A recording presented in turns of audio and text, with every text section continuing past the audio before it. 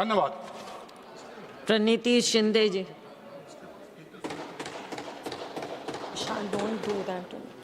धन्यवाद सभापति महोदया, आपने मुझे इस बिल पे बोलने का अवसर दिया। सभापति महोदया, आज मैं सदन में एक ऐसे विधेयक पर बोलने के लिए खड़ी हूँ जो सिर्फ एक विधेयक नहीं है, बल्कि इस देश की आधी आबादी की अस्मिता, अधिकार और अस्तित्व से जुड़ा हुआ एक विषय है। मैं आज महिला आरक्षण विधेयक 2023 पे बात करना चाहती हूँ। 23। मैं पहले ही स्पष्ट कर देना चाहती हूँ कि मैं ही नहीं, सारा विपक्ष इस बिल के पक्ष में है और महिलाओं को अपना हक और सम्मान जरूर मिलना चाहिए, ऐसा हम सबका मानना है। लोकतंत्र के इस मंदिर में महिलाओं को आरक्षण मिलना ही चाहिए और इसीलिए हम 2023 में इस विधेयक को पारित कराने के पक्ष में हैं। 2023 से हम ही थे जो ये विधेयक जल्द से जल्द लागू हो, इसके लिए आग्रही थे। लेकिन तब इस सरकार ने सेंसस 2027 की अनिवार्यता और इसके बाद होने वाली डीलिमिटेशन का कारण देते हुए उसे आगे ढकेला था। नए पेंच डालकर इसे लागू करने से ये सरकार 3 साल मुकरती रही और इसे टालती रही, और आज अचानक इसी बिल को तत्काल पारित करने के लिए इतनी आतुर क्यों है? ये सरकार इसे ऐतिहासिक बता रही है, लेकिन मैं पूछना चाहती हूँ, आप इतिहास बनाना चाहते हैं या फिर जल्दबाजी में ये बिल लाकर सिर्फ चुनावी फायदा उठाना चाहते हैं? हर इलेक्शन के पहले ये बीजेपी सरकार या तो जुमलेबाजी करती है या कोई धमाका करवाती है या लाडली बहन जैसे रेवड़ी बांटने वाली योजनाएं लाती है। इस बार भी जैसा इस सरकार का कुटिल चलन रहा है, पश्चिम बंगाल और तमिलनाडु के चुनाव को मद्देनजर रखकर ही ये खास सत्र बुलाया गया, ऐसा मेरा मानना है। इसे साबित करने के लिए मैं कुछ तथ्य रखना चाहती हूँ। 2023 में लागू हुआ नारी सम्मान अधिनियम पश्चिम बंगाल और तमिलनाडु के इलेक्शन के बाद भी पारित हो सकता था, क्योंकि 29 में लागू करना है।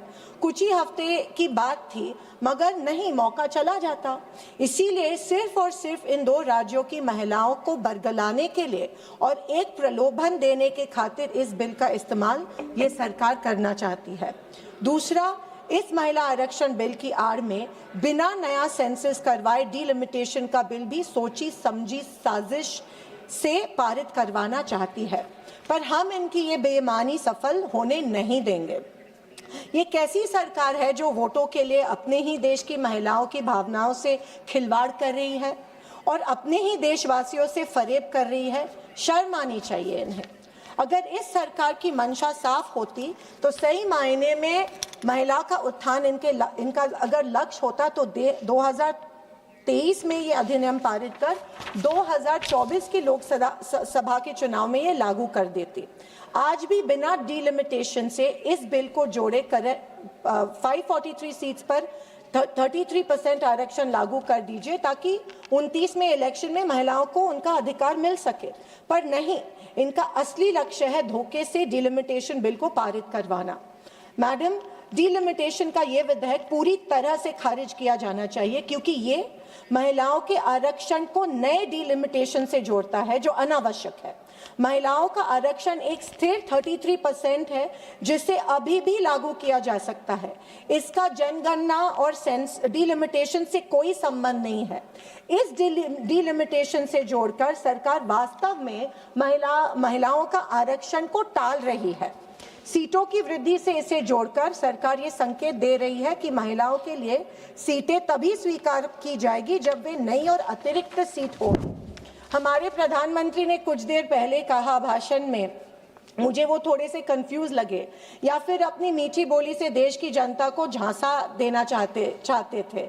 उनके मुताबिक इस बीजेपी सरकार से पहले जिन सरकारों ने ग्राम पंचायत में महिलाओं को आरक्षण दिया, वो कूड़ा साफ करने के लिए दिया था। ये वाक्य का मैं निषेध कर रही हूँ। और दूसरे पल खुद कहते हैं कि वो आरक्षण मिलने से अब महिलाएं पॉलिटिकली जागरूक हो जाएगी, आगे छलांग लगाना चाहती है। अरे सर, आखिर कहना क्या चाहते हैं कि दिया वो आरक्षण सही था या नहीं? दूसरा, इन्होंने तंज कसा कि हमारी कांग्रेस सरकार ने ग्राम पंचायत में महिला आरक्षण निचले स्तर पर दिया ताकि प्रस्थापित नेताओं की कुर्सी को धोखा ना हो। तो जनाब, मैं उनको पूछना चाहती हूँ कि आपने जब 50% इंक्रीज डिलिमिटेशन से रैंडम 50% जो सीटें बढ़ाई, उसमें ही महिला आरक्षण की सीट्स निपटा रहे हैं और अपने अन्य साथियों की सीट्स आप सेव कर रहे हैं। खैर, एक इंसान दुविधा मनस्थिति में तभी होता है जब वो सत्य को छोड़कर बात करता है, बहकाने वाले बातें करता है। और तो और, जब माननीय गृह मंत्री आंकड़ेवारी दे रहे थे तब उन्होंने सिर्फ सदर्न स्टेट्स की आंकड़ेवारी दी, लेकिन नॉर्दर्न स्टेट्स की आंकड़ेवारी नहीं दी, क्योंकि उनको पता था कि उनकी साजिश पकड़ी जाती। सभापति महोदया, महिलाओं के आरक्षण के 334A के अनुच्छेद डिलिमिटेशन से और भी अधिक सख्ती से जोड़ता है जितना कि 2023 का नारी शक्ति वंदन अधिनियम करता है। प्रस्तावित 334A(2) कहता है कि महिलाओं का आरक्षण 15 वर्ष के बाद समाप्त हो जाएगा जब तक कि संसद इसे बढ़ाने का निर्णय न ले। क्यों? महिलाओं का आरक्षण स्थायी होना चाहिए। यही नहीं, ये बीजेपी सरकार अफरा तफरी में लाए इस संशोधन द्वारा संविधान को कमजोर करने का घिनौना षड्यंत्र रच रही है। अगर ये पारित हो जाता तो डिलिमिटेशन के सारे फैसले डिलिमिटेशन कमीशन करेगा, जो इस आयोग का गठन गौरतलब से है यही सरकार करेगी। इस एक कदम से डिलिमिटेशन मामले में संविधान संशोधन जरूरी रहेगा और ना ही विपक्ष। मैडम, मैं ये समझती हूँ कि डिलिमिटेशन की प्रक्रिया को बिना मौलिक, व्यवहारिक और गुणात्मक अवलोकन के लागू करवाने के भारत की एकता और अखंडता को खतरा पैदा हो सकता है। वोटों के लिए दुश्मन देशों पर सर्जिकल स्ट्राइक तो फिर भी मैं समझ सकती हूँ, ठीक है, पर ये तो वोटों के लिए अपने ही देश में सर्जिकल स्ट्राइक साबित हो सकता है। इसका थोड़ा एहसास रखना चाहिए। सभी राज्यों में लोकसभा की सीटों में रैंडमली 50% बढ़ोतरी करना चाहती है। सरकार की इस मनमानी वाले फैसलों से दक्षिण और छोटे राज्यों का लोकसभा में महत्व ना के बराबर रह जाएगा।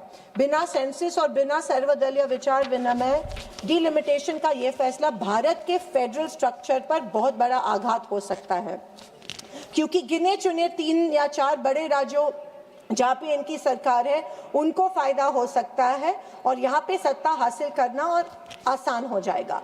इसका परिणाम स्वरूप छोटे राज्य में डिटैचमेंट की धारणा बढ़ेगी और ये राज्य सेंट्रल फंड्स और स्कीम से दुर्लक्षित रह जाएंगे।